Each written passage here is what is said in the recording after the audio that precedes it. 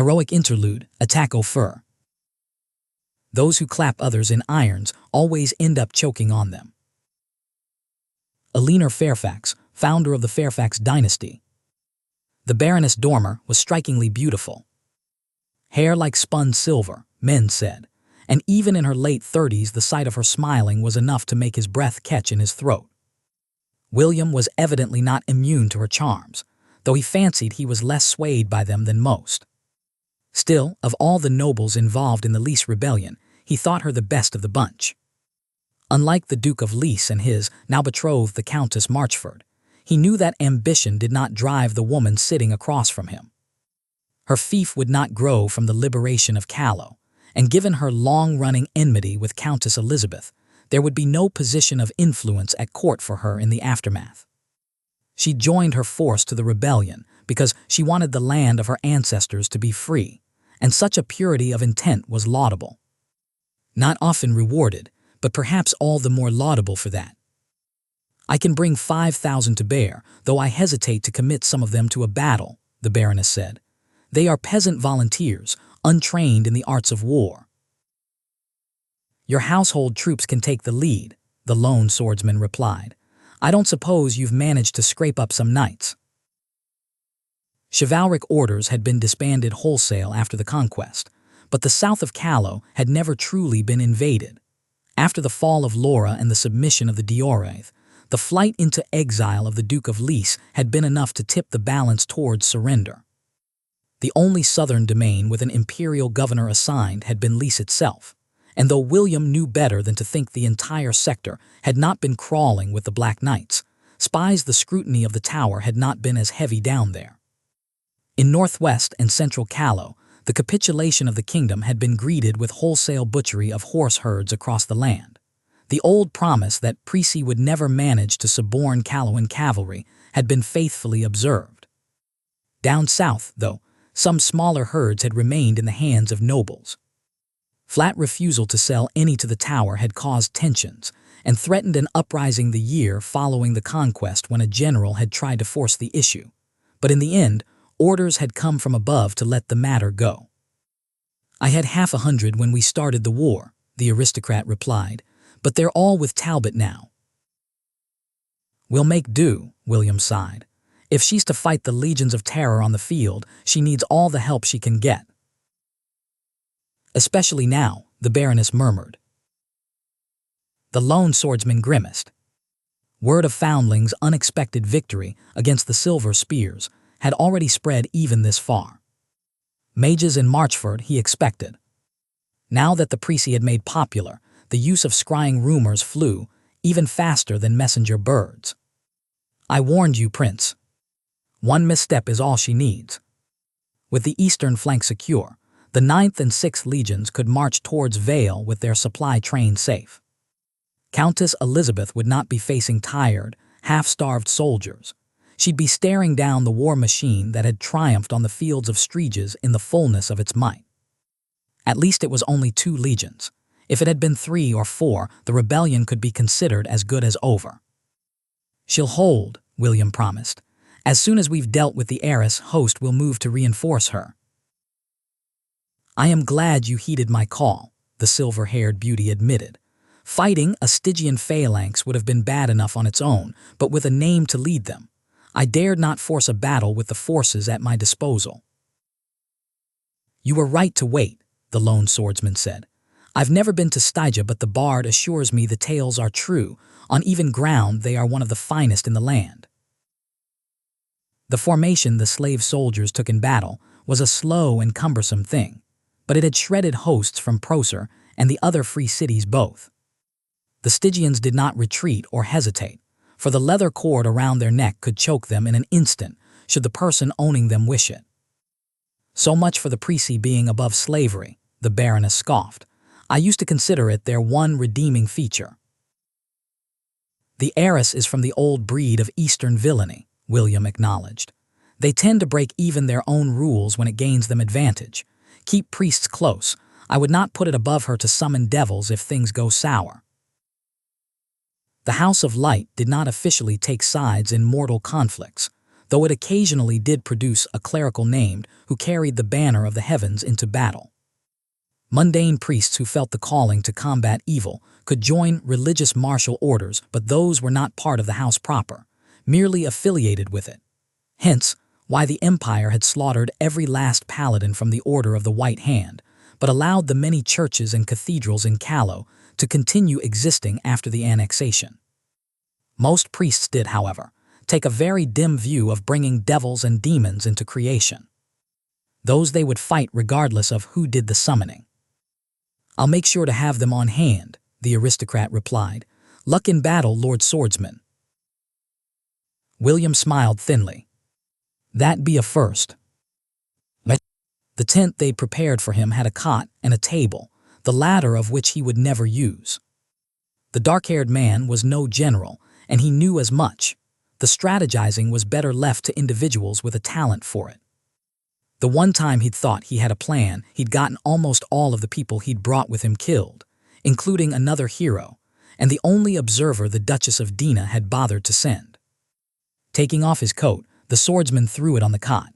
He'd been about to sit down and remove his boots when he paused, smoothly unsheathing his sword and bringing the edge to rest against the throat of the other named in the tent.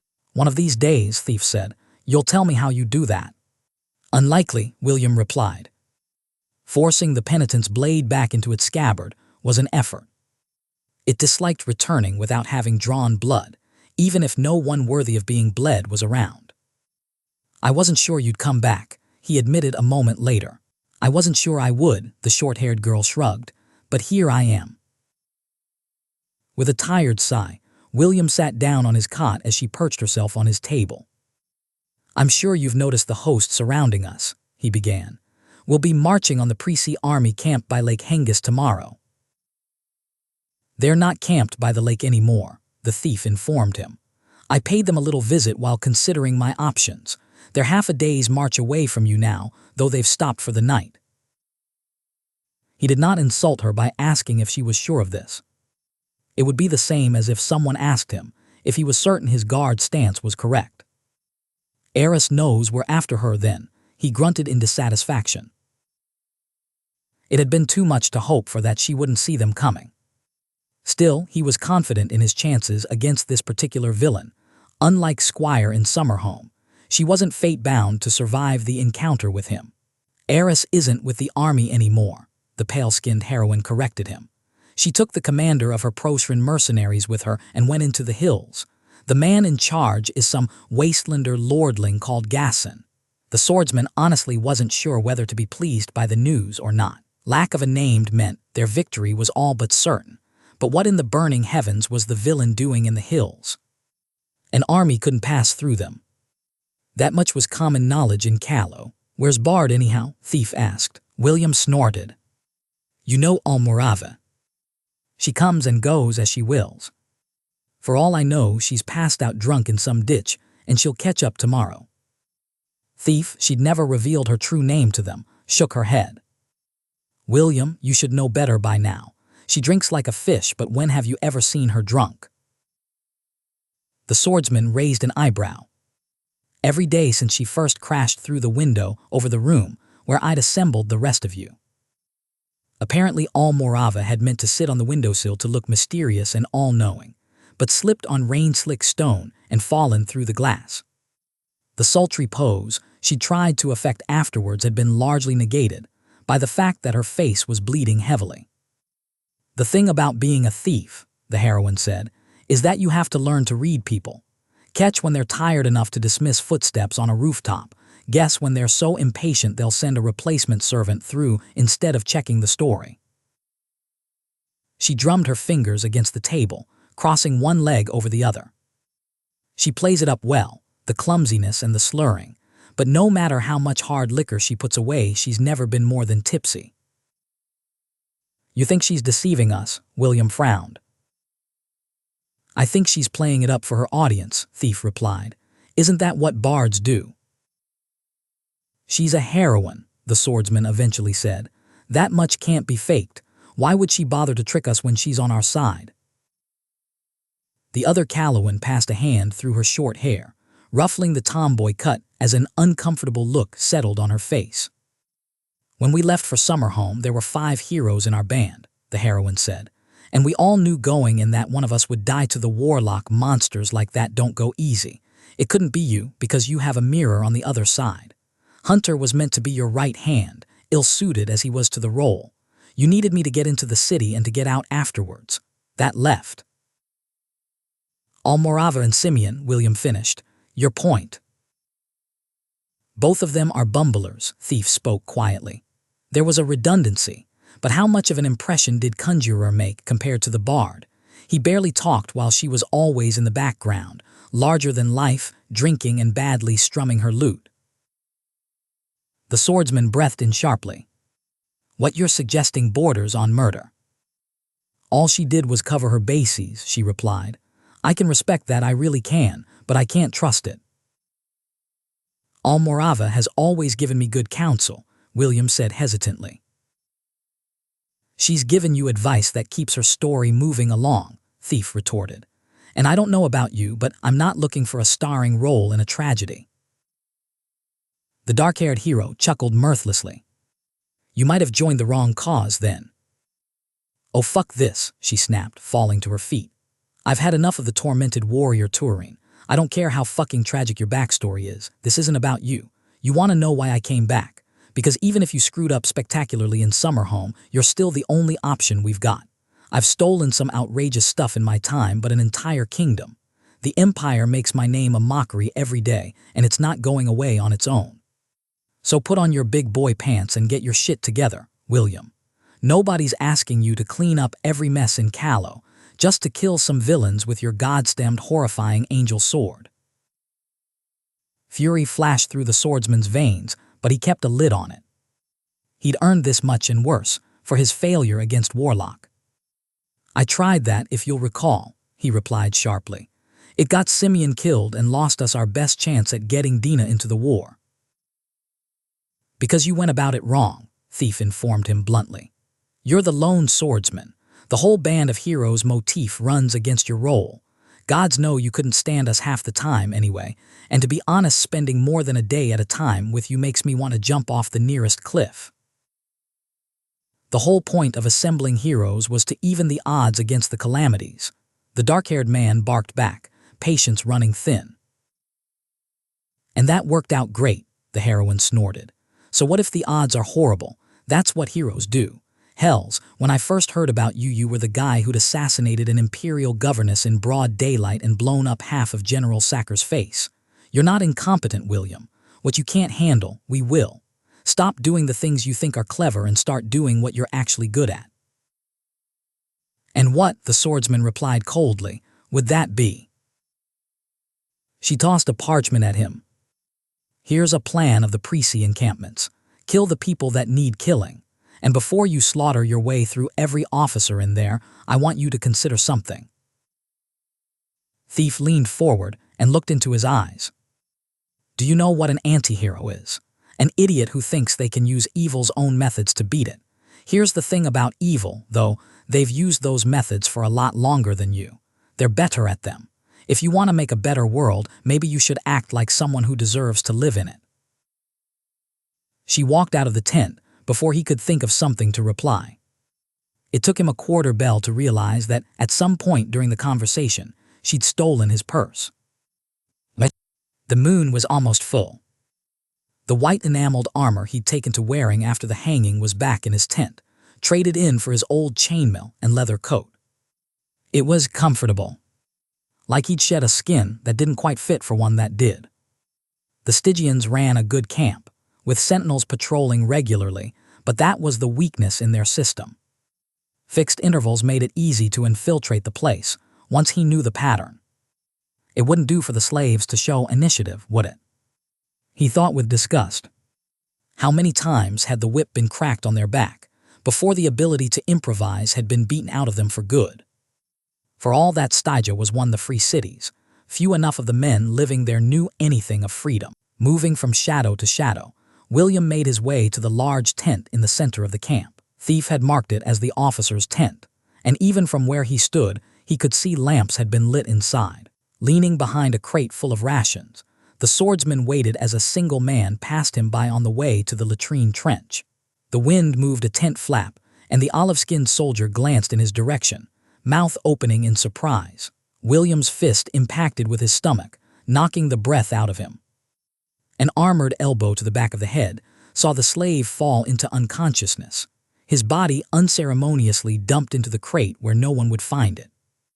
The hero hastened his steps after that. Eventually, someone would realize a man was missing, and the alarm would be raised. There were more guards around the command tent, a 10th on patrol and one sentinel at every corner of the square hide structure. The patrol he outweighted, crouched behind a rack of pikes, but for the others he'd have to take a more proactive approach. Loosening the strap binding his sheathed sword to his belt, William took the makeshift blunt weapon in hand and closed his eyes. Breath in, breath out. His name lit up inside him, turning his blood to smoke and dust. The cold strength took hold of him, and in a single leaping bound, he crossed the distance between himself and the closest guard, the pommel of the penitent's blade hitting the back of his head. He could see the other guard in the back of the tent beginning to turn in his direction, but the movement was comically slow. The man might as well have been swimming through mud. 3 steps blurred, and the flat of the sheathed sword slapped the chin upwards, the strength of the blow enough that just sailing through the air it caused a small gust of wind. He had to catch the man by the back of the neck to prevent his unconscious body flying into the back of the command tent. Setting down the sentinel gently, he stepped away to drag the first one out of sight as well, before creation began to catch up with him. He let out a long breath, letting the power flow out of him. Quietly, he unsheathed his dagger and cut a flap for him to slip inside. 8 men he counted when taking a first glimpse. All olive-skinned with their heads shaved closely and wearing nothing but brown cloth pants and a leather cord around their necks. Meson numerals had been branded between their shoulder blades. A man in his late 50s had a 1. He glimpsed a pair of 2s and the rest were 3s. Officer rankings. He'd heard Stygian slave masters gave sets of enchanted irons to burn away the numbers and brand new ones when the purchase was made, to accommodate field promotions. The inside of the tent was bare, with 8 cots on the ground and a single low table where they were all seated on the ground. A carafe of wine sat in the middle of the table, with 8 clay cups around it that were still mostly full. Sheathed short swords were laid on the ground behind each of them, within easy reach. They noticed the moment he entered the tent, and all the 3s reached for their weapons, but the highest officer present raised a hand to stop them. "Hero," he said, his lower meson lightly accented.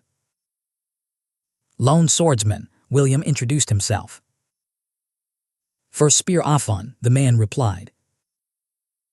One of the officers spoke in a tongue the hero didn't recognize, but Afon smiled sadly.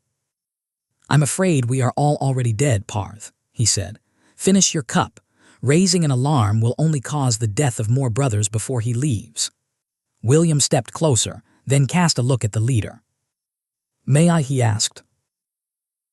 The older man looked amused. "By all means." He sat himself between the 2s, setting the penitent's blade across his lap. Afon said something in the same tongue as earlier, and the younger man picked up a cup and poured him wine, glaring heatedly all the while. William took a small sip, having no idea whatsoever whether this was a good vintage or not. He'd always preferred ale to wine in those rare instances he drank.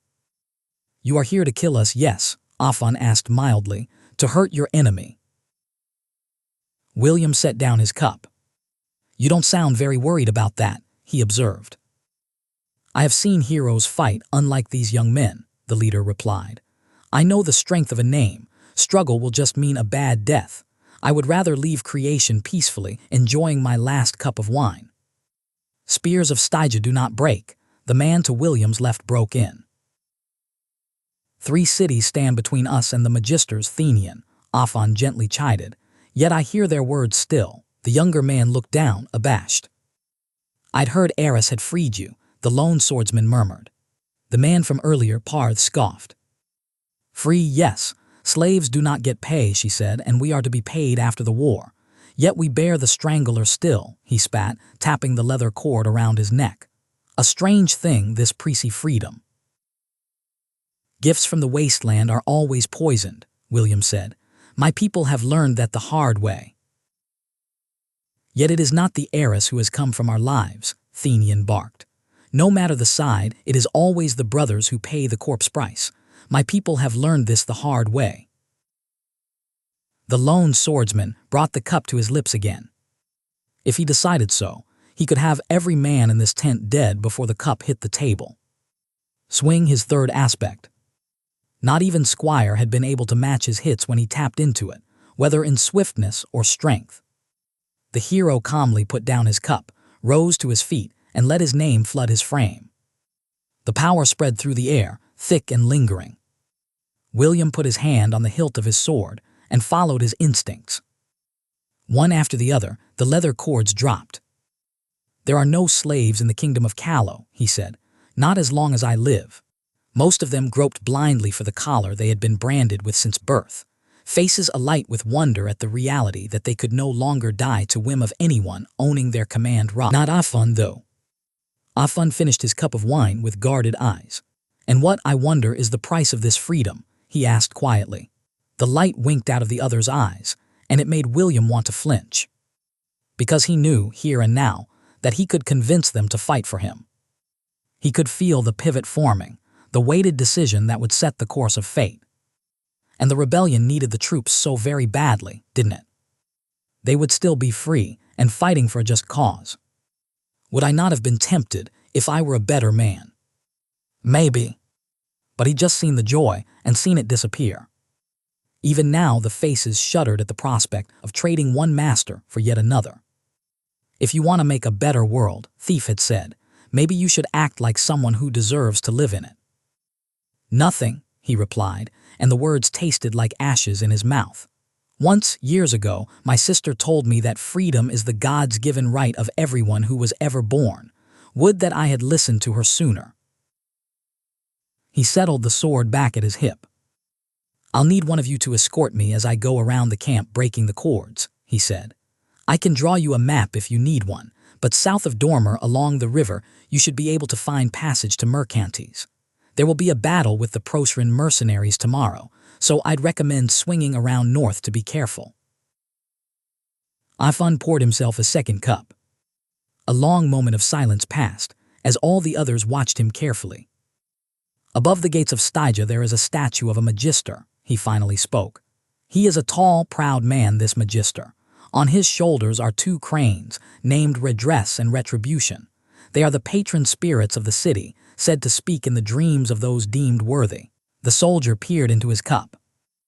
Never has a slave been graced with such favor, but all men of Stygia live with that hope, even those who are not men at all, by the laws of the city. Afun smiled. I am an old man, hero, he said. I find I no longer have the patience to wait for the cranes. I would seek redress of this girl who bought me. I would seek retribution for the lie of false freedom. First spear, one of the threes began. You are still young, Maimer, he interrupted gently. Do not be so eager to follow. You still have a life ahead of you. Spears of Stygia do not break, the two who'd remained silent until now rasped out. Oaths were given. I would seek the cranes with my brother Afon. Retribution, Thenian agreed softly, hands closing around his sword. Redress, Parth growled, and it had the weight of a promise. William smiled, and for the first time in years it was genuine.